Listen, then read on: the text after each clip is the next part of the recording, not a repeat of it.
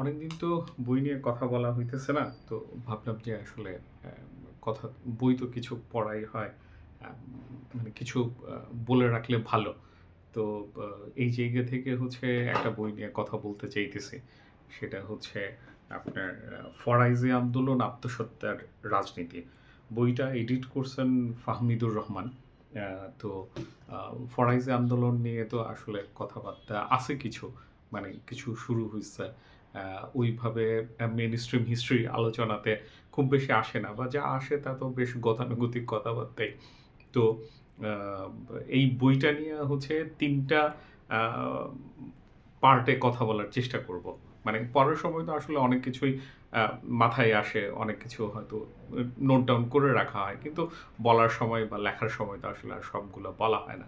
তো একটানে যতটুকু মনে থাকে সেটা বলার চেষ্টা করব। তো এই জন্য একটু অর্গানাইজ করার চেষ্টা করি। ১ নাম্বার হচ্ছে যে আসলে বইটা নিয়ে ওভারঅল কথা বলবো। এইটা একটু। তারপর হচ্ছে মেইন ঘটনাটা হচ্ছে বইয়ের লেখাগুলি নিয়ে কিছু কথা বলবো।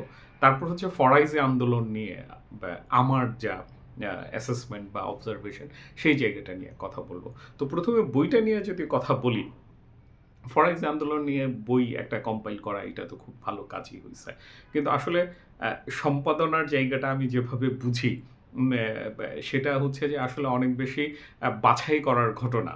যে কোনো একটা টেক্সটকে আপনি নিচ্ছেন, নিয়ে হচ্ছে জিনিসটাকে এডিট করতেছেন, এবং কেন এডিট করতেছেন, কিভাবে এডিট করতেছেন সেই জায়গাটাকে বলা।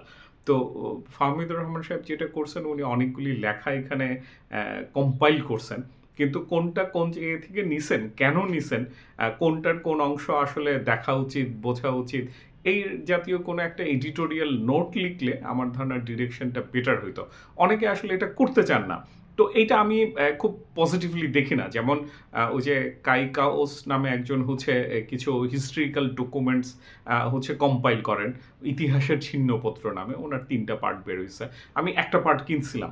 তো কেনার পরে ওনার আসলে ওই যে ইন্ট্রোটা দেখে আমি আর আসলে খুব একটা মানে পড়ার ক্ষেত্রে আর খুব একটা ভরসা পাই নাই। সেটা হচ্ছে কি, উনি বলছেন উনি কোনো ইন্টারপ্রেট করেন নাই, উনি just document as it is হচ্ছে প্লেস করে দিচ্ছেন। তো এইটা আমার কাছে কোনো মানে ভালো জিনিস মনে হয় না। আপনি কনটেক্সট ছাড়া তো কোনো কিছু বলতে পারেন না। আপনি একটা ডকুমেন্ট হাজির করতেছেন, কোনো না কোনো কনটেক্সটে সেটা হাজির করতেছেন। আপনি যদি কনটেক্সটটাকে ক্লিয়ার না করেন, তাইলে শুধুমাত্র লেখাটার তো কোনো ভ্যালু তৈরি হয় না। আপনি বরং এটা একটা কনটেক্সটবিহীন অবস্থায় একটা ফেলে দেয়াটা রিডারকে, এইটা আমার কাছে মনে হয় যে এক ধরনের রিডারের কি বলবো, যে বোঝার ক্ষমতাটাকে ইয়ে করা না, মানে কি বলবো, অনার করা না, বরং হচ্ছে ওনাকে কনটেক্সটবিহীন রাখাটা হচ্ছে এক ধরনের খোলা ময়দানে ছেড়ে দেওয়াটা। আপনি একটা ইনস্ট্রাকশন ম্যানুয়াল তো থাকতেই পারে, বা আপনি যেটা বলবেন, যে আপনার যে ভিউ, নট নেসেসারিলি যে রিডার ওই ভিউটাকে হচ্ছে সাবস্ক্রাইব করতে হবে, কিন্তু আপনি যে ভিউ থেকে কাজটা করতেছেন সেটা বলে রাখাটা অলওয়েজ একটা ভালো জিনিস বলে আমার কাছে মনে হয়। তো এখানে হচ্ছে বইয়ের কনস্ট্রাকশনের জায়গাটাতে আমার কথা, উনি অনেকগুলা লেখা রাখছেন। যেমন ধরেন, প্রথমে হচ্ছে কিছু কবিতা রাখছেন। তো কবিতাগুলি আমার কাছে খুবই ভালো মনে হয় নাই আগে। ভালো মানে কি, ধরেন একটা সাবজেক্টে কিছু কবিতা আছে বলে জিনিসটা হচ্ছে এক্সেপশনাল কিছু হয়ে যায় না। মানে এগুলা খুবই গতানুগতিক কবিতা হইছে আর কি। বরং আমার মনে হয় কি, যে এটা আমাদের যে সাহিত্যের জায়গাটা, সেইটাকে আসলে অনেক বেশি আন্ডারমাইনই করছে আর কি। হ্যাঁ, মানে এটা না থাকলেও চলতো। এটা হচ্ছে আমার অভিমত আর কি। তো এখন রাখছেন হয়তো যে ট্রিবিউট ওনাকে জানানো হয়েছে, এটা তো রাখা যাইতেই পারে, রাখা যাবে না এরকম না। আর হচ্ছে বইটাকে ২টা ভাগে ফাহমিদুর রহমান ভাগ করছেন। একটা হচ্ছে সংকলিত লেখা, মানে হচ্ছে পুরনো লেখা, আর একটা হচ্ছে সাম্প্রতিক লেখা। ওখানে সংকলিত হচ্ছে ১৪টা লেখা আছে, সাম্প্রতিক হচ্ছে ২২টা লেখা আছে। তো এই জায়গাগুলি হচ্ছে যদি দেখেন, মানে এটা আমার প্রথমেই একটা মনে হয়েছিল যে সংকলিত লেখাগুলিও আসলে কোন সময়ের লেখা। আমি দেখছি যে বেশিরভাগই হচ্ছে ১৯৬০-এর দশকে শুরু হয়েছে, তারপর তো আসলে কন্টেম্পোরারি লেখা হয়েছে। কিন্তু দেখেন ঘটনাটা ঘটছে হচ্ছে ১৮২০ সালে। এর মধ্যে হচ্ছে ধরেন ১৯২০ গেল, তারপর মানে ১৫০ বছর পর থেকে হচ্ছে এটা নিয়ে আলাপ আলোচনা শুরু হয়েছে। মাঝখানের ১৫০ বছরের কি কোনো আলাপ আলোচনা নাই? মানে ফরাইজি আন্দোলন নিয়ে সবচেয়ে ওল্ডেস্ট লেখা কোনটা? মানে এইরকম যদি একটা হিস্ট্রিক্যাল গ্রাফ করা যায়, দেখা যাবে যে আসলে এই আলাপটা শুরু হয়েছে গিয়ে আসলে 80s দিক থেকে। মানে 60s লেখাগুলিও মানে মাঝখানে 100-150 বছরে নাই এটা আমার কথা না, কিন্তু বইয়ে নাই। তো সুতরাং কম্পাইলেশনে আমার ধারণা উর্দুতে, অন্য ফার্সিতেও লেখা থাকতে পারে। আ আ আ এইসব জিনিস সবচেয়ে ওই যেটা আছে যে বেশিরভাগ লেখারই রেফারেন্স হচ্ছে কিন্তু আসলে গভর্নমেন্ট ডকুমেন্টস। জেমস টেলর নামে একজন ছিলেন। ওনার প্রচুর রেফারেন্স সবগুলো লেখাতেই আছে। বা গভর্নমেন্ট ব্রিটিশ গভর্নমেন্টের নথিপত্র আরকি। আমরা তো জানি সরকারি নথিপত্রতে বিশ্বাস করাটা মুশকিলের ব্যাপার আরকি। কিন্তু তারপরেও এটা আছে। যাই হোক, ওগুলো বাদ দিলে আপনি হচ্ছে যে ফরাইজি আন্দোলন নিয়ে অ্যানালাইটিক্যাল লেখা, এটাকে লোকেট করা, এই লেখাগুলি কিন্তু মানে এই ঘটনা ঘটার ১০০-১৫০ বছরের মধ্যে ঘটে নাই। তো এটা কেন ঘটে নাই? আমার ধারণা এটা নিয়ে কথা বলাটা উচিত ছিল, বা এখনো আমরা ভাবতে পারি যে কোন সিচুয়েশনে এই ঘটনাগুলি ঘটছে। মানে একটা হিস্ট্রিক্যাল ঘটনা তো ঘটে যাচ্ছে। কিন্তু এরপরে এটাকে আমরা কথা বলতে পারি নাই কেন? এইটাকে লোকেট করতে পারাটা আমার মনে হয় যে একটা বড় কোয়েশ্চেন এখানে থাকে আরকি। আর ওই যে সংকলিত লেখাগুলোর মধ্যে বা ধরেন হচ্ছে কন্টেম্পোরারি লেখাগুলোর মধ্যেও আমি অন্যভাবে এটাকে ক্যাটেগরাইজ করব। কিছু লেখা আছে যে আসলে একদম কি বলবো, পিওর সাহিত্য। মানে খুবই আবেগ, ইমোশনাল লেখা। এগুলি থাকতে পারবে না তা না। কিন্তু এগুলি আসলে তেমন কিছু মিন করে না। মানে ওই একটা উত্তেজনা, মানে সংবাদপত্রের লেখা টাইপের। কিছু সাংবাদিকদের লেখাও আছে। আরেকটা টাইপ হচ্ছে যে, আমি মনে হয় উদাহরণ দিয়ে বলি, তাইলে হয়তো বেটার হইতে পারে। যেমন ধরেন আমার কাছে মনে হইছে যে সাহিত্য হচ্ছে ওই যে আশকার ইবনে শাইকের একটা লেখা আছে, 'পীর দুদু মিয়া'। লেখা খারাপ না। কিন্তু উনি খুব সাহিত্য ভাবাপন্ন লেখাপত্র আরকি। তারপর ধরেন মেজবাউল হকের একটা লেখা আছে, 'ফরাইজি আন্দোলন', হাজী শরীয়তুল্লাহ ও দুদু মিয়া। এরকম প্রচুর মানে সাহিত্য ভাবাপন্ন লেখা পাবেন, যাদেরকে মহান করে তোলার একটা ব্যাপার এখানে আছে। আরেকটা লেখা হচ্ছে যে এইটাও খুব ইন্টারেস্টিং। সেটা হচ্ছে যে ধরেন কেউ ইয়েতে মানে কি বলবো যে ইতিহাসের টিচার বা কোনো একটা বড় পত্রিকার সাংবাদিক, ওনারা লিখছেন। ওনারা আসলে তেমন কোনো কিছু নাই লেখার মধ্যে। মানে আমি লেখার মধ্যে কি খুঁজি? যে আসলে উনি কোনো পয়েন্ট মেক করতে পারছেন কিনা? এমন কিছু জানাইতে পারতেছেন কিনা যেটা আসলে আমরা অন্যভাবে জানি না, বা ইনফরমেশনের বাইরেও থট কিছু আছে কিনা? তো এইটা আসলে বেশিরভাগ লেখাতেই নাই। সত্যি কথা বলতে গেলে এখানে ১৪+২২ যে হচ্ছে আপনার ৩৬ টা লেখা, এর মধ্যে হয়তো খুব বেশি হইলে ৪-৫ টা লেখা, ৫-৬ টা লেখাকে হচ্ছে নেয়া যায় যে যেখানের মধ্যে কিছু থট আছে। ভুল হোক, ঠিক হোক, উনাদের কিছু নিজস্ব আন্ডারস্ট্যান্ডিং আছে, কিছু ভিউ পয়েন্টস আছে। ওই লেখাগুলি নিয়ে আমি কথা বলব মেইনলি। তো কিন্তু যেটা হচ্ছে যে শুধুমাত্র পজিশনের কারণে, উনি হচ্ছে ইতিহাসের টিচার, উনি হচ্ছে বড় কোনো পত্রিকার সাংবাদিক, উনি হচ্ছে একজন গবেষক, সেই কারণে যেন হচ্ছে ওনার লেখাটাকে আমাদেরকে পড়তে হবে বা দেখতে হবে। তো আমার মনে হয় যেকোনো জায়গা থেকে এই সোশ্যাল পজিশনটাকে একটা ইন্টেলেকচুয়াল পজিশন হিসাবে মার্ক করার যে প্র্যাকটিস আছে, সেটা থেকে বের হইতে পারলে ভালো। মানে কেউ একটা ভালো পজিশনে আছেন বলে, কারো একটু বয়স বেশি হয়ে গেছে বলে উনি বেশি জানেন, এইটা সবসময় সত্যি না আরকি। এই যে একটা লেখার মূল্যকে দেখা, লেখকের পজিশনটাকে, মানে লেখকের সামাজিক অবস্থানটাকে না দেখে আমার মনে হয় যে এই জায়গাটাতে স্যাক্রিফাইস করার ঘটনাগুলি ঘটে নাই। বরং দেখা গেছে যে না, উনি এত বড় পজিশনে আছেন, উনি তো ভালো জানার কথা। হ্যাঁ, obviously জানার কথা আরকি। কিন্তু সেটা জানছেন কিনা সেটা তো লেখার মধ্যে দিয়ে বুঝতে হবে। তো ওই বাছবিচারটা এখানে আমি পাই নাই। তো এটাও একটা ঝামেলার জিনিস হইছে আরকি। তো আমি এইটা দিয়া হচ্ছে লেখার মধ্যে যাই। আমার কাছে ৩ টা লেখা নিয়ে আমি কথা বলব ১ম এ, যে এই ৩ টা লেখা আমার কাছে খুবই ইন্টারেস্টিং মনে হইছে নানান জায়গা থেকে আরকি। ৩ টা লেখা হচ্ছে, একটা হচ্ছে অ্যা আ আপনার হচ্ছে মইনুদ্দিন আহমেদ খানের। উনার রেফারেন্স অন্য লেখাগুলিতেও আসছে। আরেকটা হচ্ছে ও ওই আপনার এমনি গোলাম সামাদের, আরেকটা হচ্ছে গৌতম দাসের। এই ৩ টা লেখা আমার কাছে খুবই ইম্পোর্টেন্ট মনে হয়েছে। মানে আমি যদি ধরেন এই বই থেকে হচ্ছে বাছাই করি, তাইলে হয়তো আমি এই ৩ টা লেখাকে রাখবো। যে এই ৩ টা লেখা পড়ার দরকার। উনাদের কিছু ভিউ পয়েন্ট আছে যেগুলি ঠিক বা ভুল, কিন্তু এগুলি খুব ইম্পর্টেন্ট। এরপরে আরও ২ টা লেখা আছে, সেটা নিয়ে আমি একটু হালকাভাবে বলবো। একটা হচ্ছে মোহর আলী সাহেবের একটা বই থেকে ওনার একটা লেখা আছে। এটাও খুব ইনফরমেটিভ, কিন্তু ওখানে আসলে নতুন কোনো দৃষ্টিভঙ্গির জায়গা বা পার্সপেক্টিভের জায়গা মিসিং বলে আমার কাছে মনে হয়েছে। আর অমলেন্দুদের একটা লেখা আছে, উনি একটা আরেকটা পার্সপেক্টিভ থেকে দেখছেন, কিন্তু ওই পার্সপেক্টিভটাও আসলে মানে নজরে রাখাটা ভালো। তো এই মেনলি এই ৫টা লেখা নিয়ে আমি একটু বলি, বা ৩টা লেখা নিয়েই বলি আর কি। প্রথম যেটা আসলে মঈনুদ্দিন খান সাহেবের যে লেখাটা, এইটা উনি তো ফরাইজি আন্দোলন নিয়ে হচ্ছে একটা বই লিখছেনও আর কি। হ্যাঁ, তো ওই বই না, উনি সম্ভবত একটা ভাষণ দিয়েছিলেন, সেই ভাষণটাকে হচ্ছে এখানে বলা হয়েছে আর কি।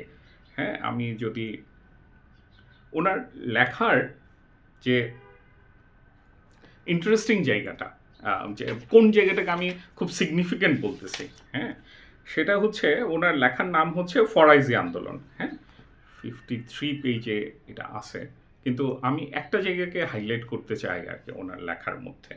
হ্যাঁ, উনি খুব অন্য অনেক কথা তো বলছেন, উনি অনেক ডকুমেন্ট সার্চ করছেন, কিন্তু উনি খুব ইন্টারেস্টিং একটা পয়েন্ট এখানে মেক করছেন, যেটা আমরা খুব লিনিয়ার ওয়েতে দেখি। যেন ধরেন ওই যে পাঠানদের এবং মোগলদের মধ্যে একটা ডিফারেন্সের জায়গা ছিল, সেটা আমরা কখনোই নোটিস করা হয় না, বা নোটিস করলেও সেটাকে এড়ায় যাওয়া হয়। তো উনি ফরাইজি আন্দোলনের ব্যাকগ্রাউন্ডটা বলতে গিয়ে এই কথাটা বলতেছিলেন যে মোগলদের সাথে পাঠানদের যে একটা ডিস্টেন্সের জায়গা ছিল, এখানে এই যে লেয়ারটা আছে, এই লেয়ারটাকে আমার মনে হয় যে পুরা বইয়ে বা পুরা আমাদের হিস্ট্রিক্যাল বয়ানগুলোতে এই জায়গাটাকে মিস করে যাওয়া হয় আর কি। এখানে ওনার কোটেশনটা আমি পড়ি আর কি। ওনার হচ্ছে এই কোটেশনটা আছে 56 থেকে 57 নাম্বার পেজে। তো আমি যে জায়গাটা বলতে চাচ্ছি, আমি ২-৪টা লাইন বললে তাইলে হয়তো এটা ক্লিয়ার হবে আর কি। উনি বলতেছিলেন যে মোগলদের সাথে মোগলদের যে অভিজাতরা ছিল এবং পাঠানদের যে অভিজাত শ্রেণী ছিল, তাদের মধ্যে হচ্ছে এক ধরনের রাইভেলারি ছিল। হ্যাঁ, এবং যখন দেখা গেছে যে আসলে মোগল, আমি লাইনটাই পড়ি। হ্যাঁ, বাংলা সাহিত্যের লেখক ও কবিগণ পূর্বে তুর্কি ও পাঠান শাসকদের কাছ থেকে পৃষ্ঠপোষকতা লাভ করেন, কিন্তু মোগল শাসন আমলে এই পৃষ্ঠপোষকতা অনেক কমে গিয়েছিল। হ্যাঁ, তারপরে উনি বলতেছেন, বাংলায় মোগল সাম্রাজ্য বিস্তারের একটিমাত্র পথ ছিল, এবং তা ছিল পাঠানদের সঙ্গে মুসলমান অভিজাত সম্প্রদায়ের সম্পর্কে বিঘ্ন ঘটানো। বাংলায় মুসলমান শাসন কর্তৃক গড়ে তোলা অভিজাত সম্প্রদায় ছিল মূলত উত্তরপ্রদেশ, দিল্লি এবং অন্যান্য স্থান থেকে আগত এক শ্রেণীর অফিসার গোষ্ঠী। তারা মোগল শাসকদের কৃপায় বাংলাদেশে প্রতিষ্ঠা লাভ করেছিল। হ্যাঁ, তারপরে আরও অনেক কথা বলছেন। তাদের সঙ্গে বাংলা ভাষা ও সাহিত্যের কোনো রূপ যোগাযোগ ছিল না, কারণ তারা বাংলা ভাষা সাহিত্যকে হিন্দু কৃষ্টির অপরিহার্য অঙ্গ বলে মনে করত। তারপরে আরও কিছু কথা বলে উনি বলতেছিলেন, সম্ভবত এই কারণেই পলাশীর যুদ্ধের সময় বা ইংরেজ শাসন কর্তৃক মুসলমান অভিজাত সম্প্রদায়কে নিশ্চিহ্নকরণ প্রচেষ্টায় কোনোরূপ গণবিক্ষোভ দেখা যায়নি।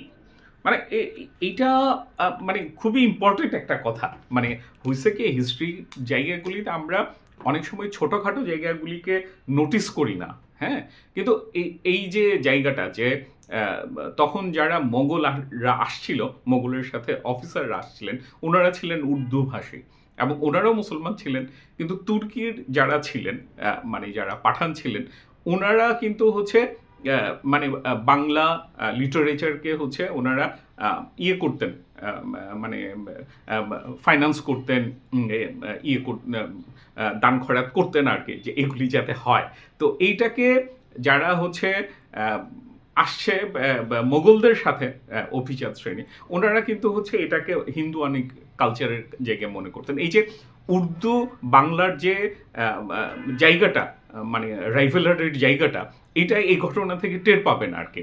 তো সুতরাং যারা মুসলমান ওনারাও মুসলমান, পাঠানরাও মুসলমান, মঙ্গলরাও মুসলমান, কিন্তু মঙ্গলরা কিন্তু হচ্ছে উর্দুভাষী ছিলেন এবং এগুলিকে ওনারা হচ্ছে হয়তো দরবারিভাবে ইয়ে করতেন, প্রমোট করতেন আর কি। তো এই রকমের একটা ডিফারেন্সের জায়গা এখানে থাকতে পারে। মঈনুদ্দিন আহমেদ খানের কথাটাকে আমি সত্যি বলে ধরে নিচ্ছি না, কিন্তু ওনার যে হাইপোথিসিসটা আছে সেই হাইপোথিসিসটাকে আমাদের আসলে এক্সামিন করা দরকার। এটা হচ্ছে আমার কথা আর কি। মানে এইটা খুবই ইম্পর্টেন্ট একটা ঘটনা যে এই জায়গা থেকে ঘটনাগুলি ঘটছে। তারপরে তো মানে মঈনুদ্দিন আহমেদ খানের তো অন্যান্য জিনিসগুলি আছে, যে কথাগুলি উনি বলছেন সেগুলি যে খুব ইয়ে করা যায়, মানে সব কথাই আসলে কারো তো অ্যাকসেপ্ট করার মতো উপায় নাই আর কি। ওনারও এই উনি যেভাবে ফরাইজ আন্দোলনটাকে দেখছেন বা পোর্ট্রেট করতে চাইছেন সেটা খুব ভালো জিনিস হয়েছে আর কি, আমার কাছে মনে হয়। উনি দেখাইতে চাইছেন যে আসলে শরীয়তুল্লাহ হচ্ছে থিওরিটিক্যাল গ্রাউন্ডটা দিচ্ছেন বা এটা প্র্যাকটিস করছেন, দুদু মিয়া হচ্ছে সেটাকে একটা অর্গানাইজেশনাল ফ্রেমওয়ার্কের মধ্যে নিয়ে আসছেন, যেটার ভিতর দিয়ে হচ্ছে এটা সারভাইভ করে গেছে আর কি। হ্যাঁ, তো এখানে মানে মঈনুদ্দিন খান সাহেবের যে সমস্যাটা আমার কাছে মনে হয় এটা প্রায় অল থ্রু সবার লেখাতেই, যেমন মানে যেটা হচ্ছে যেন আগে এই অঞ্চলের মানুষজন অনেক খাঁটি মুসলমান ছিল, কিন্তু যখন আপনার এই মোগল শাসন চলে গেল তখন যেন হচ্ছে সবাই মুসলমান কালচার ভুলে গেল আর কি। ব্যাপারটা এইরকম স্বতঃসিদ্ধ কিনা আমি শিওর না আর কি। আপনি কতগুলি মসজিদ ছিল, কিভাবে মসজিদ ছিল, ওই সময়ের সোশ্যাল হিস্ট্রির যদি কোনো জায়গা আমরা পাই তাইলে হয়তো এই জায়গাগুলি কনফার্ম হওয়া যাবে। নাইলে সবাই আসলে ধরে নিছেন যে একটা যখন পাঠানদের শাসন ছিল, যখন মোগলদের শাসন ছিল, তখন হচ্ছে বাংলাদেশের মুসলমান খুব পরহেজগার ছিল, নামাজ রোজা করতো, জাকাত টাকাত দিত, এরকমের ব্যাপার ছিল। তারপর যেন হচ্ছে ব্রিটিশরা আসার পরে হচ্ছে সেটা বন্ধ হয়ে গেল। বরং আমি দেখি যে ব্রিটিশরা আসার পরে হচ্ছে সোশ্যাল যে একটা ডোমিনেন্স ছিল মুসলমান সমাজের হাতে, সেই ডোমিনেন্সটা অবশ্যই ইয়ে হয়ে গেছে, নষ্ট হয়ে গেছে। কিন্তু এই সোশ্যাল ডোমিনেন্স ডাজন্ট মিন যে হচ্ছে এখানে একটা ধার্মিকভাবে একটা খুব মানে সোশ্যালি একটা জায়গা ছিল আর কি। এটা ছিল কিনা সেটার ডকুমেন্টস বা সেটার কোনো রেফারেন্স এখানে কোথাও নাই, কিন্তু সবাই স্বতঃসিদ্ধভাবে ধরে নিছেন যে ব্রিটিশ আমলের আগে হচ্ছে এখানে মুসলমান সমাজ ছিল আর কি। হোয়ারেজ আমি এটাতে অনেক বেশি ডাউটফুল আর কি। এটা নিয়ে পরে তো অনেক কথা বলা যাবেই আর কি। তারপরে ধরেন মঈনুদ্দিন খান সাহেবের হচ্ছে আরও কিছু অবজারভেশন আছে। হ্যাঁ, উনি মানে এইটা আমি দেখছি যে অল থ্রু আমাদের সবারই সমস্যা আর কি, যে হচ্ছে আমরা হিস্ট্রিক্যাল একটা কথা বলতে গিয়ে আমাদের যে আইডিওলজিক্যাল প্রেফারেন্স সেটাকে হচ্ছে ইনসার্ট করে ফেলতেছি।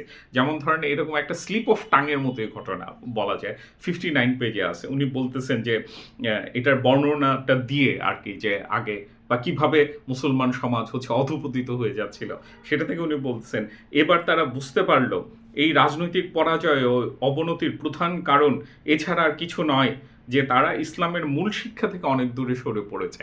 মানে আই ডাউট, মানে আমি খুবই ডাউটফুল যে মানুষজন বুঝছে যে ইসলাম হইলে হচ্ছে আমাদের মুক্তি মিলবে। এইটা মানে উনি তো 1960-65 দিকে এটা লিখছেন, তারপরে হচ্ছে 80-র দিকে মনে হয় ভাষণটা দিছেন। তো ওনার একটা তো আইডিওলজিক্যাল প্রেফারেন্স আছে যেন খাঁটি মুসলমান হইতে পারলে হচ্ছে আমাদের সামাজিক অবস্থার ইয়ে হবে, মানে যে খারাপ অবস্থা আছে সেটা কাইটা যাবে। এইটা আসলে তো কোনো ফ্যাকচুয়াল জায়গা থেকে এটা সাপোর্ট করানোটা খুব কঠিন কাজ আর কি। কিন্তু এই ধরনের কমেন্টসগুলা করে ফেলছেন আর কি। তো পড়ার সময় যদি আমরা এই জায়গাটাতে সাবধান না থাকি তাইলে বেশ মুশকিল। যে উনি আরেকটা কমেন্ট করছেন কনক্লুশনে, সেটা বলতেছেন যে পূর্ব বাংলায় বা বর্তমান বাংলাদেশে মুসলমান সমাজে যে বর্ণ বৈষম্যের বিলুপ্তি ঘটেছে তার মূলে রয়েছে হাজী শরীয়তুল্লাহর আপসহীন মনোভাব।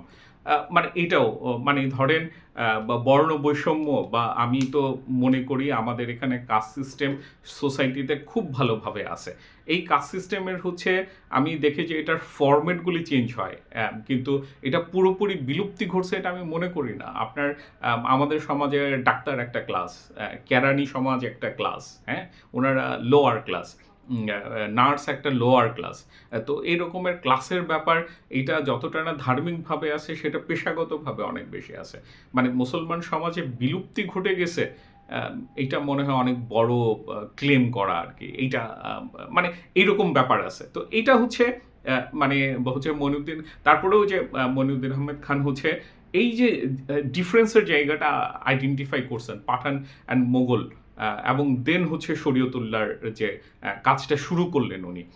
তো এই হিস্ট্রি টেলিংটা আমার কাছে ইম্পর্টেন্ট মনে হয়। বেশিরভাগ জায়গায় হচ্ছে মানুষ এই ফ্লোটা মিস করে যায়। আগের ঘটনা একটা এফেক্ট তো পরের ঘটনাতে থাকে।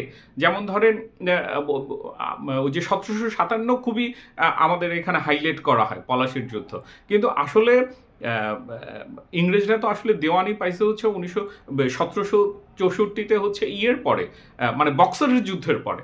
মানে বক্সারের যুদ্ধ বরং অনেক বেশি ইম্পর্টেন্ট। মানে এটা হচ্ছে রিটেন বা অফিসিয়ালি ওনারা জায়গাটা ক্লেম করছেন বা পাইছেন। তো ওনারা এই ১৭৬৪-তে পাইলেন। তারপরে দেখেন ১৭৭০-এই কিন্তু মন্বন্তরটা হইল। মানে দুর্ভিক্ষটা হইল যেখানে প্রায় মানে 1/3 পপুলেশন মারা গেল। ৩ কোটির মধ্যে ১ কোটি লোক মারা গেল। তারপরে হচ্ছে যে আপনার এরপরে হচ্ছে আসছে হচ্ছে জমিদারি চিরস্থায়ী বন্দোবস্তটা বা জমিদারি প্রথাটা। এটা আসছে ১৭৯৩। তারপরে দেখেন তারপর থেকে হচ্ছে কিন্তু ওই ফরাইজি আন্দোলন শুরু হইল কিন্তু ১৮২০-এ গিয়ে। তার ১৫-২০ বছর পরে গিয়ে। তারপরে হচ্ছে ১৮৫৭-তে গিয়ে হচ্ছে সিপাহী বিদ্রোহ শুরু হইল। তো এই যে কনসিকুয়েন্সের জায়গাগুলি আছে, ঘটনাগুলি এই যে আমার মনে হয় টাইমলাইনটা এঁকে দেখাইতে পারলে খুব ভালো হইতো যে কিভাবে ঘটনাগুলি ঘটতেছে এবং কোন জায়গাগুলি থেকে ঘটতেছে, বা উপরে নিচে কোন ক্লাসের জায়গা থেকে, এরকম যদি একটা গ্রাফ বানানো যাইতে পারে তাইলে জায়গাগুলি অনেক বেশি ক্লিয়ার হবে। তো এই জায়গাটাতে হচ্ছে আমি এমনি গোলাম সামাদের কথাটা বলি। ওনার খুবই ছোট্ট একটা লেখা, ২-৩ পেজের একটা লেখা, কিন্তু ওনার লেখা খুব ইন্টারেস্টিং। মানে ইন্টারেস্টিং একটা পয়েন্ট ইবনে গোলাম সামাদ নিয়ে আমি এর আগেও দু একটা কথা বলছি। তো ওনার আসলে সিগনিফিকেন্সটা কোথায়? ওনার সিগনিফিকেন্সটা আমি দেখি হচ্ছে উনি অনেক দূরের অনেক কিছু মিলাইতে পারেন। মানে মিলানোর ঘটনাটা ওনার এখানে ঘটে। হ্যাঁ, কিন্তু এই দূরের ঘটনাগুলি ঘটার যে সবসময় খুব উনি সম্পর্কটা ঠিকমতো আবিষ্কার করতে পারেন তা ঘটে না আর কি। এটা হচ্ছে খুব কি বলবো আনফরচুনেট ব্যাপার আর কি। যেমন ধরেন ওনার এখানে ওনার লেখার একমাত্র যে জিনিসটা উনি এটা বলতেছিলেন, অন্যরা দু একজন হচ্ছে যেহেতু কথাবার্তার মধ্যে আছে ওনারা বলছেন, কিন্তু এই যে মানে ফরাইজি আন্দোলনের এর যে ইকোনমিক ব্যাকগ্রাউন্ডটা সেটা উনি বলতেছেন যে ব্রিটেনে আপনার শিল্প বিপ্লবটা ঘটে কিন্তু হচ্ছে ১৭৬০ থেকে হচ্ছে ১৮৪০-এর মধ্যে, এবং বাংলাদেশে যে তাঁতশিল্প ছিল সেটা কিন্তু ধ্বংস হয়ে যায় ওই সময়টাতে, কারণ বিলাত থেকে তখন কাপড় আসতো। হ্যাঁ, এবং হচ্ছে ওই তাঁতিদের আঙুল কেটে দেওয়া হয়েছিল, এই ঘটনাগুলি তো ঘটছে। তো উনি ওইটাকে আইডেন্টিফাই করছেন। যেমন ১৮৪ নাম্বার পেজে ওনার কমেন্টটা হচ্ছে এরকম, মানে পুরো একটা ওই প্যারাগ্রাফটা পড়লে বোঝা যাবে। ওইখানে উনি বলতেছিলেন ১৭৬০ থেকে ১৮৪০-এর মধ্যে বিলাতে ঘটে কলকারখানা বিপ্লব। প্রথমে আরম্ভ হয় বস্ত্রশিল্পে। তারপর কিছু কথা বলে উনি বলতেছেন যে কৃষক আর এসব তন্তুবায় যোগ দেয় ফরাইজি আন্দোলনে। সাধারণভাবে ফরাইজি আন্দোলন হয়ে ওঠে ব্রিটিশ বিরোধী আন্দোলন। মানে এটা নিয়ে আমি পরে আরও কথা বলতেছি। হ্যাঁ, কিন্তু এই যে তাঁতিরা এখানে যোগ দিল, কৃষকরা এখানে যোগ দিল, এই যে এইটার হচ্ছে শিল্প বিপ্লবের একটা কনসিকুয়েন্স এইটা কিন্তু আপনি খুব বেশি কথায় পাবেন না। এবং কিভাবে এই মুশকিল হিসেবে উনি এই লাইনগুলি খুব টানেন নাই স্ট্রংলি, যে আসলে কিন্তু আমাদের কাছে তো এখন আমার ধারণা ব্রিটিশ আমলের ডেটাগুলি অ্যাভেলেবেল আছে যে আসলে বাংলাদেশে বা এই অঞ্চলে তখন হচ্ছে কখন থেকে ইম্পোর্ট শুরু হইল। হ্যাঁ, তারপরে হচ্ছে এখান থেকে মানে এক্সপোর্ট করা কিভাবে বন্ধ হয়ে গেল, কিভাবে কমে আসলো, এই ডেটাগুলিও যদি দেখা যায়, এইটার সাথে দেখা যাবে যে মানুষজন আসলে তাঁতির কাজও করতে পারতেছে না। ওই কৃষকের জায়গাটা গৌতম দাসের লেখায় ভালোভাবে আসছে, তখন বলতেছি। তো এই যে একটা ইফেক্ট ঘটতেছে ওয়ার্ল্ড ওয়াইড, এক ধরনের একটা ঘটনার যে আরেকটা ইম্প্যাক্ট পড়তেছে সেটা হচ্ছে মানে ইবনে গোলাম সামাদের হচ্ছে আমার মনে হয় যে স্ট্রং জায়গাটা আর কি, এই যে দূরের দূরের ঘটনাগুলিকে ইন্টার কানেক্ট করতে পারা, এইটা আমি মনে করি আমাদের চিন্তার একটা কাজ। হ্যাঁ, কিন্তু এই সময় উনি আবার একটু, আমি বলবো ভুলই বলছেন, উনি বলছেন যে মুক্তিযুদ্ধে ফরিদপুরের অনেক লোকজন ছিল, তার কারণ উনি বলতেছেন যে ফরাইজি আন্দোলনের একটা এফেক্ট ছিল। এটা থাকতে পারে, কিন্তু এইটা তো আসলে অনেক বেশি গ্রস একটা অ্যাসাম্পশন হয়ে যায় আর কি। কিন্তু উনি শেষে আরেকটা খুব ইম্পর্টেন্ট কথা বলছেন যে রামমোহন নিয়ে আমরা অনেক কথা বলি যে রামমোহন হচ্ছে হিন্দু রিজারেকশনের কাজটা করছিলেন, কিন্তু বাংলাদেশের যদি মুসলমানের কনটেক্সট থেকে দেখেন তাইলে ওই যে হাজী শরীয়তুল্লাহ তার নাম আসবে, কারণ উনি হচ্ছে এই মুসলিম রিজারেকশনের কাজটা করতেছিলেন, এবং এইটা করতেছিলেন কিন্তু উনি হচ্ছে রুরালে। আর হিন্দু রিজারেকশনটা হচ্ছে আপনার কলকাতা শহরে। তো এইসব যে জায়গাগুলো, এই জায়গাগুলির যে মেলানো, হ্যাঁ, আপনি যদি টাইমলাইন ধরে দেখেন তাহলে খুব কাছাকাছি ঘটনাই। হ্যাঁ, মানে খুব বেশি দূরের ঘটনা না আর কি, যে হিন্দু রিজারেকশনগুলি হচ্ছে এবং হচ্ছে হাজী শরীয়তুল্লাহর ঘটনাগুলি ঘটতেছে। আরও কিছু ইম্পর্টেন্ট ফ্যাক্ট অন্যদের লেখায় আসছে, যেমন সম্ভবত এটা মঈনুদ্দিন আহমেদ খানি বলছেন বা অন্য কেউ বলছেন আর কি, যে ইয়েরা কিন্তু হচ্ছে আপনার হচ্ছে হাজী শরীয়তুল্লাহ কিন্তু হচ্ছে বাংলায় প্রিচ করতেন আর কি, উনি কিন্তু উর্দুতে প্রিচ করতেন না, মানে এইরকমের একটা জায়গা আছে। তো যার ফলে উনি কিন্তু খুব সহজে কানেক্ট করতে পারছেন। আর একটা জায়গা আছে যে আপনি ফরাইজি আন্দোলনে হচ্ছে বেশিরভাগ ওই যে কৃষক এবং তাঁতি ছিল, আপনি কিন্তু ঢাকা শহর বা কলকাতা শহরের মুসলমানদের মধ্যে আপনি ফরাইজি আন্দোলন খুব একটা পাবেন না। তো এই যে একটা ক্লাস বেসড ঘটনা, এই যে ল্যাঙ্গুয়েজের একটা সিগনিফিকেন্স, এই জায়গাগুলি অন্যরা খুব বেশি আইডেন্টিফাই করেন নাই আর কি। তো আমি লাস্টলি যে ইম্পর্টেন্ট ঘটনাটা সেটা হচ্ছে আসলে গৌতম দাসের এই জায়গাটা আমার কাছে ইম্পর্টেন্ট মনে হচ্ছে। সেটা হচ্ছে উনি ইয়ের কথাটা বলছেন যে কিভাবে হচ্ছে ওনার লেখাটা আমি একটু বের করে নিই তাইলে বলতে সুবিধা হবে আর কি। গৌতম দাস হচ্ছে 363 নম্বর পেজে একদম শেষের দিকে আর কি। তো গৌতম দাসের সিগনিফিকেন্সটা হচ্ছে উনি একটা টাইমলাইন অনুযায়ী বলছেন, এবং হচ্ছে কৃষকের জায়গাটা, মানে এটাও অনেকে আসলে বলছেন, হ্যাঁ, কিন্তু মানে কিভাবে এই ডিফারেন্সটা তেমন কেউ আসলে এক্সপ্লেন করেন নাই, যে মোগলদের ভূমি ব্যবস্থার চাইতে ব্রিটিশদের ভূমি ব্যবস্থার মেইন ডিফারেন্সটা কী ছিল। এখানে ছিল কিন্তু হচ্ছে মোগল হচ্ছে সম্রাট ছিল, তার কাছ থেকে দেওয়ানি পাইতো, দেওয়ানরা ছিল, তারপর ছিল রায়ত হচ্ছে যেখানে চাষাবাদ করতো, এবং কর ব্যবস্থাটা ছিল হচ্ছে জমিতে যা উৎপাদন হবে সেটার একটা অংশ হচ্ছে দেওয়ান কালেক্ট করে হচ্ছে দিবে ইয়েকে, মানে হচ্ছে মুঘল সম্রাটকে আর কি। এইরকমের একটা কর ব্যবস্থা ছিল। কিন্তু যখন ব্রিটিশরা আসলো তখন কিন্তু আর রায়তের ব্যবস্থা থাকলো না, তখন হচ্ছে ওনারা জমিদার অ্যাপয়েন্ট করলেন। এখন জমিদারের কাজ কি? জমিদারের কাজ হচ্ছে এই এলাকার জমিদারি তোমার, তুমি হচ্ছে এখান থেকে আমাকে 1 লাখ টাকা কর দিবা।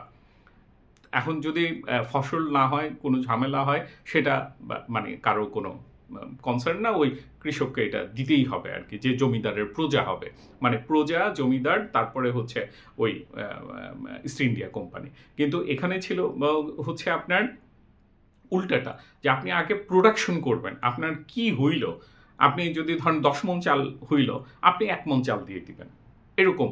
কিন্তু এখন হচ্ছে আপনার 10 মণ চাল হোক আর 20 মণ চাল হোক, আপনাকে কিন্তু হচ্ছে ওই 2 মণ চাল দিয়ে দিতে হবে, মানে এইটা হচ্ছে, এবং এটাকে টাকায় কনভার্ট করে হচ্ছে আপনার জমিদার দিয়ে দিবে। এখন জমিদার কিন্তু যা খুশি তাই করতে পারতো, এই কারণে হচ্ছে সে প্রজাদের উপর নানান কর আরোপ করতো, যখন দেখতো ফসল ভালো হয়েছে, কিন্তু সে কিন্তু কর কমাইতে পারতো না, মানে তাকে তো জমিদারি রাখতে হইলে তাকে ওই টাকা ব্রিটিশদেরকে দিতে হবে। তো সুতরাং এটা কিন্তু আর তখন জমির সাথে কানেকশন থাকলো না, জমির সাথে কানেকশনটাতে কিন্তু উঠে গেল। মানে এই যে ঘটনাটা, এবং এর ফলে কিন্তু মানে সে আরও হচ্ছে গরিব হইতে থাকলো আর কি, প্রজার জায়গাটা আর কি। ওখানে সে আর রায়ত না, সে হচ্ছে প্রজা। জমিদার তাকে দিছে এবং সে হচ্ছে ওই কমিটমেন্টে, মানে এখানে প্রকৃতির সাথে আর কোনো যোগাযোগ নাই। তো এই যে একটা ভূমি ব্যবস্থাটা, এবং এই ভূমি ব্যবস্থার ফলে মানে উনি এই যে 1793 হচ্ছে আপনার চিরস্থায়ী বন্দোবস্তের পরে কৃষকদের অবস্থা তো আসলেই খুবই খারাপ হয়ে গেছে। এবং ওই যে যখন আপনার বাইরে থেকে বস্ত্র আমদানি শুরু হইলো, তখন তো আসলে তাঁতিদেরও অবস্থা খারাপ হয়ে গেছে। এই যে একটা সোশ্যাল ইস্যু ছিল, এবং ওই উনি মাও সেতুংয়ের কথা বলে বলতেছেন যে সমাজে তো অনেকগুলি কনফ্লিক্ট থাকে, এর মধ্যে মেন কনফ্লিক্ট ছিল এটা। আপনি যদি পাকিস্তানের কথাও দেখেন, পাকিস্তান আন্দোলনটা হয়েছিল যে এখানে জমিদারি প্রথা বাতিল হবে। আপনার ব্রিটিশদের মেইন ইন্টারভেনশনের জায়গায় কিন্তু বলেন যে এখানে হচ্ছে প্রজাতে ডিমোশন দেওয়া হইল লোকজনকে। এবং পাকিস্তান আন্দোলনের মূল ব্যাপারও ছিল কিন্তু হচ্ছে সেটাকে আপনার রিভার্স করা, সেটাকে তুলে ফেলা। তো এই এই এই যে জায়গাটা, এইটা অন্যদের লেখায় এত মানে ক্লিয়ারলি আসে নাই, যেটা হচ্ছে গৌতম দাস আমি দেখছি যে এটা উনি মানে খুব ভালোভাবে ওটাকে ফোকাস করছেন আর কি, এই জায়গাটা। তো এইটা হচ্ছে ওনার ইম্পর্টেন্ট জায়গা।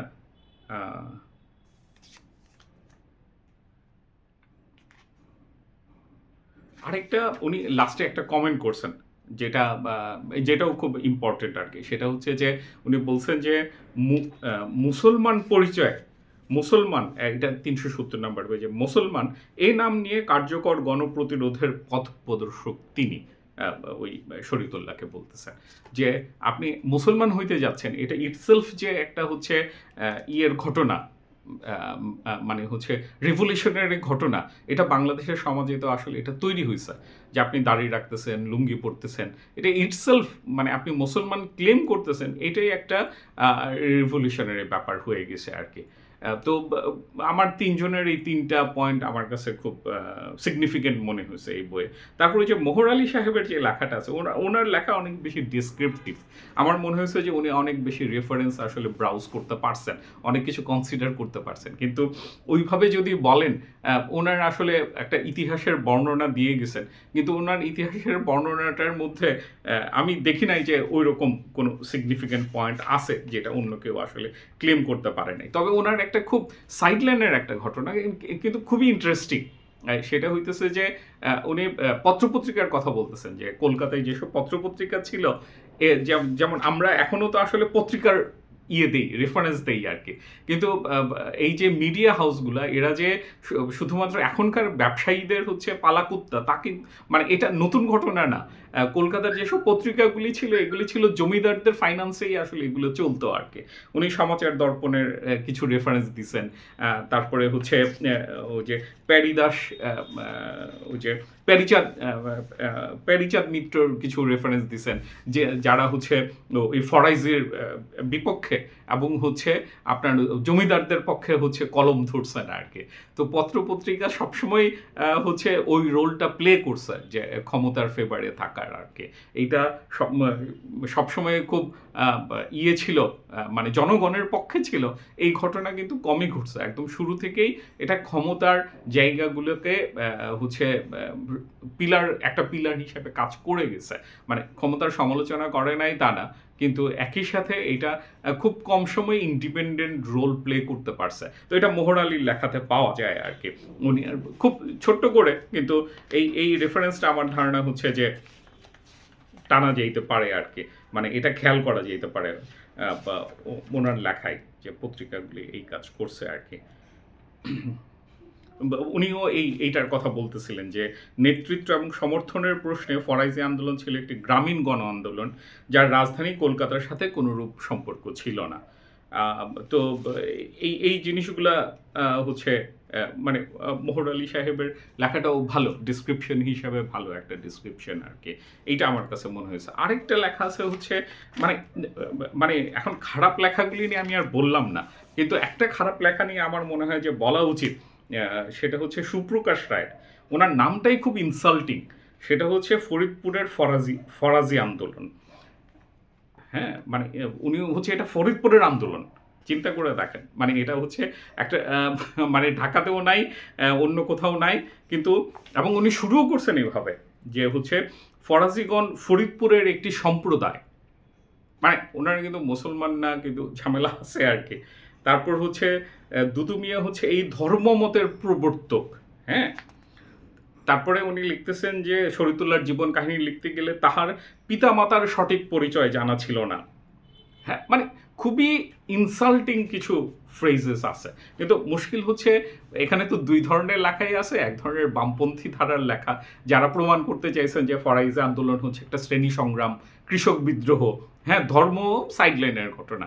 আবার এক ধরনের লেখক আছেন যারা প্রমাণ করতে চাইছেন যে এটা হচ্ছে ইসলামী আন্দোলন, এখানে কৃষক টিষক এগুলি ঘটনা না। তো যারা এগুলি করছেন ওরাও দেখলাম যে সুপ্রকাশ রায়ের রেফারেন্স দিছেন, হ্যাঁ, যে উনি এটা বলছেন ওইটা বলছেন, কিন্তু একটা মিথোলজি যে ব্যাপার, মানে এটা মোটেও হিস্ট্রি বেসড কোন আলাপ না সুপ্রকাশ রায়ের। এবং এটা মানে কি বলবো যে বাংলাদেশে বামপন্থী হিস্ট্রি ন্যারেটিভ যে কতটা মিথ বেসড আলাপ, এইটা হচ্ছে সুপ্রকাশ রায়ের লেখাটা দিয়ে পড়া যাবে। এবং খুবই ইনসাল্টিং একটা টেন্ডেন্সি দিয়ে উনি কথা বলার চেষ্টা করছেন। তো এইটার থেকে বরং অমলিন্দুদের একটা লেখা আছে ফরাজি আন্দোলন নামে, ওইখানে উনি হচ্ছে অনেক ডেসক্রিপটিভ করছেন। কিন্তু ওনারও মুশকিল হয়েছে কি, ওনার লেখার নাম হওয়া উচিত ছিল হচ্ছে নবীনচন্দ্রের বিজয়। মানে নবীনচন্দ্র হচ্ছে ওনার বড় একটা বর্ণনা আছে নবীনচন্দ্র কীভাবে হচ্ছে ইয়েকে হচ্ছে দুদু মিয়ার ছেলে বাচ্চা মিয়াকে হচ্ছে ব্লাফ দিছিলেন, কিভাবে ওনাকে পরাজিত করছিলেন আর কি, কনস্পিরেসির মধ্যে দিয়ে। হ্যাঁ, কারণ হচ্ছে ওই ফরাইজি আন্দোলনের মধ্যে তো আসলে ইসলামিক ইয়েগুলা ছিল, ডিবেটগুলা ছিল, যেন কারণ ওনারা বলতেছিলেন যে এটা হচ্ছে দারুল হরব, মানে হচ্ছে আপনার জুম্মার নামাজ এবং ঈদের নামাজ পড়া যাবে না, এরকম। তো এটা নিয়ে অনেক ডিবেট হয়েছে। তো আরেকটা জিনিস হয়েছে যে আপনি এখানে ক্লাসের যে ব্যাপারটা, এখানে হচ্ছে শিক্ষিত মুসলমানরা কিন্তু হচ্ছে ফরাইজি আন্দোলনে সাবস্ক্রাইব করে নাই আর কি। এখানে ছিল কিন্তু একদম গ্রামের কৃষক তাঁতি, ইনারা হচ্ছে এর সাবস্ক্রাইবার ছিলেন। এবং ওনারা কিন্তু হচ্ছে এটাও খুব আরেকটা ইন্টারেস্টিং জিনিস, ওনারা কিন্তু হচ্ছে শরীয়তুল্লাহ সাহেব এবং হচ্ছে দুদু মিয়াও হচ্ছে কিন্তু পীর ব্যবস্থাকে ওনারা সাবস্ক্রাইব করতেন না, এটাকে ভালো মনে করতেন না। ওনারা কিন্তু ওস্তাদ, ওনারা যারা ছিল ওনার ওস্তাদ, কিন্তু কিছু লেখাতে আসছে লেখার শিরোনাম হচ্ছে পীর দুদু মিয়া। তারপরে তো ওনার দুদু মিয়ার পরে বাদশা মিয়া যখন আসলেন, ওটা তো আসলে ওনাকে পীর বাদশা মিয়া নামেই বলা হয়েছে। পরে পাকিস্তান আন্দোলনের, ব্রিটিশ বিরোধী আন্দোলনের ওনাদের কিছু সিগনিফিকেন্স ছিল। তো এই হচ্ছে একটা মুশকিলের ব্যাপার আর কি। তো ফরাইজি আন্দোলন নিয়ে লেখাগুলির ব্যাপারে এটা। তো এই লেখাগুলির পরে আমার এখানে যেটা মনে হয়েছে পড়তে গিয়ে, যে আসলে সবার লেখাতে একটা জিনিস খুব মিসিং পাবেন, সেটা হচ্ছে ফরাইজি আন্দোলনটা শেষ হয়ে গেল কেন, মানে কেন আর এটা কন্টিনিউ হলো না। সবাই বলছেন দুদু মিয়া মারা গেল 1857-তে সিপাহী বিদ্রোহের সময় ওনাকে গ্রেফতার করা হয়েছিল, মানে ওই ইয়ের কারণে ওনারা আবার এটাতে কন্ট্রিবিউট করেন কিনা, কন্ট্রিবিউট করার তো আসলে খুবই ইয়ে ছিল, মানে পসিবিলিটি ছিল, কারণ ওনারা খুবই অর্গানাইজড একটা ফোর্স ছিলেন আর কি। ওনাদের নিজস্ব আদালত ব্যবস্থা ছিল, নিজস্ব সমাজ ব্যবস্থা ছিল, ওনাদেরকে আসলে যাইতে হইতো না আর কি কোর্ট কাছারি পর্যন্ত। তো এবং হচ্ছে এখানে যে ডোমিনেন্ট শরিয়া মুসলিমের জায়গাটা ছিল, ওনাদের সাথেও কিন্তু কনফ্লিক্টের একটা ব্যাপার ছিল। মানে আমার কথা হচ্ছে এখানে এলিমেন্ট একটা ছিল আরেকটা ছিল তা না। যেমন ধরেন আপনি বাপ হইলেন তার মানে আপনি প্রেমিক হইতে পারবেন না, আপনি হচ্ছে যে কি বলবো ছেলে হইতে পারবেন না, এইরকম তো না। আপনি তো জিনিসগুলি খুব মানে মিলেমিশেই থাকে আর কি। তো একটা ফরাইজি আন্দোলনের মধ্যে যেমন ধর্মের এলিমেন্টসগুলো ছিল, সেখানে সোশ্যাল এবং ইকোনমিক এলিমেন্টসগুলোও ছিল, কিন্তু এই জিনিসগুলি হঠাৎ করে নাই হয়ে গেল কেন? এই নাই হওয়ার কারণটা মানে কেউই কথা বলেন নাই। কিন্তু আমি দেখি যে এটা 1857-র পরে মুসলমান সমাজেও এক ধরনের রিজারেকশনের ঘটনা ঘটছে। যারা শিক্ষিত মুসলমান হইছেন এক ধরনের সাবমিশনের ভিতর দিয়ে হইতে হইছে। মানে এই সাবমিশনের ঘটনাটা যখন ঘটছে তখন আসলে এই রিভোল্টের জায়গাগুলি আর কাজ করে নাই। আপনি যখন একটা খারাপ ঘটনা ঘটে তখন ইমিডিয়েটলি হচ্ছে সেটাকে রিভোল্ট করার জায়গাটা থাকে। রিভোল্ট করে নিজেদেরকে একটা অর্গানাইজ করার জায়গা ছিল ফরাইজি আন্দোলন। এবং ফরাইজি আন্দোলন কিন্তু এই যে ঢাকা, ময়মনসিংহ, ফরিদপুর এই বেল্টটার মধ্যেই ছিল আর কি। এর বাইরের বেল্টে এটার হয়তো একটা এফেক্ট ছিল, কিন্তু ওনাদের অর্গানাইজেশনাল স্ট্রাকচার এটা ছিল না। তো একটা হচ্ছে যে আপনি 1857 পরে আসলে মুসলিম পরিচয়টাই খুব ডেঞ্জারাস পরিচয় হয়ে গেছে। আপনি দেখবেন যে হিন্দু সন্ত্রাসবাদী যে আন্দোলনগুলো এগুলো 19 শতকের দিকে মানে বা 1900-র পরে গিয়ে এটা শুরু হয়েছে আর কি। এর আগ পর্যন্ত খুব বেশি পাওয়া যায় না। তো ইন দ্য মিন টাইম কিন্তু হচ্ছে এই যে মুসলিম পরিচয়ের জায়গাগুলা এটা সোশ্যালি খুব ভার্নারেবল ছিল। তো ওনাদেরকে আসলে ওই ব্রিটিশদের সাথে অ্যালাইনড হইতে হচ্ছে। স্কুল কলেজেরও এখানে ঘটনা আছে। আমার ধারণা যে 1857 পরে যে সোশ্যাল চেঞ্জগুলি হইছে সেখানে আসলে ফরাইজি আন্দোলন আর খুব বেশি রিলিভেন্ট থাকতে পারে নাই। এইরকমের একটা ঘটনা এখানে আছে, যেটা আসলে মার্ক করা হয় না বা কেউ বলে না আর কি যে এটা কেন ইয়ে হয়ে গেল। আর সেকেন্ড যেটা বলতেছিলাম এটা তো একটা রিজনাল ঘটনা ছিল, এটা ন্যাশন ওয়াইড একটা ঘটনা হইতে পারে নাই। থার্ড যেটা হয়েছে যে আসলে ওই শিক্ষিত মুসলমানের জায়গাটা যেটা বললাম, ওনারা ক্লাস হিসেবে কিন্তু ওই কি বলবো রুরাল মানে মুসলমানদের চাইতে তো ডিফারেন্সিয়েট করার একটা ঘটনা এখানে তৈরি হয়েছে আর কি।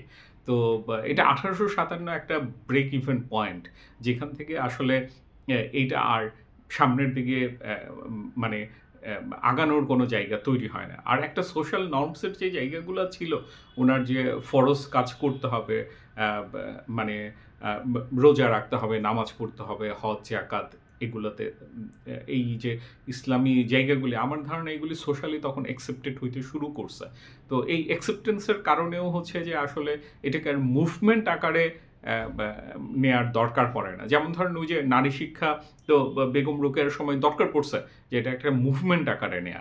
কিন্তু এটাকে যখন আপনার রাষ্ট্র বা সমাজ একটা স্বীকৃতি দিয়ে দিছে যে না মেয়েদেরকে পড়াশোনা তো করাইতে হবে, এখন তো এটা মানে যে কোনো সোসাইটিতে এটা অ্যাকসেপ্টেড একটা ঘটনা, তখন আর আন্দোলন হিসেবে সেটাকে কন্টিনিউ করার দরকার পড়ে না।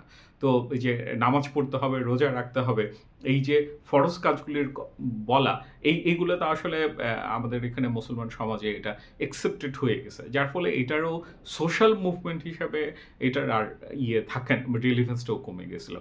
এসব কারণে আমার ধারণা ফরাইজি আন্দোলনের জায়গাটা আর পরবর্তীতে পলিটিক্যালি রিলিভেন্ট ছিল কিছুদিন। ওনাদের যারা লোকজন ছিলেন ওনারা মুসলিম লীগের সাথে পাকিস্তান আন্দোলন করছেন। পরবর্তীতে আমার ধারণা বাংলাদেশের রাজনীতির সময় কিছু এখনও ইনফ্লুয়েন্স ওনাদের আছে। তো ইন টোটাল আমি যদি বলি ফরাইজি আন্দোলন নিয়ে, এটা একটা কেউ যদি ইন্টারেস্টেড হন এই জায়গাগুলি এটা দেখতে পারেন, বইটা পড়ে নিতে পারেন। কিন্তু ওই তো লেখাগুলি সম্পর্কে আমার মনে হয় যে একটু ক্রিটিক্যাল রিড করতে পারলে ভালো, এবং সম্পাদক হিসেবে কম্পাইল না করে যদি উনি একটা ক্রিটিক্যাল ইন্ট্রো লিখতেন তাইলে রিডারের জন্য এনকাউন্টার করাটা সহজ হইতো, যে কোনটা ভালো লেখা, কোনটা খারাপ লেখা, কোন জায়গা থেকে ভালো, কোন জায়গা থেকে খারাপ, কোন জায়গাগুলি বেশি আসছে, কোন জায়গাগুলি এখনও ইয়েট টু এক্সপ্লোর করার অপরচুনিটি রয়ে গেছে।